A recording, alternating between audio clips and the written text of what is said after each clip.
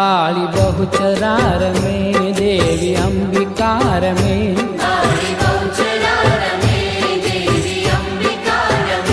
मानी घूघरियो आगे बाली बहुचरार में देवी अंबिकार में,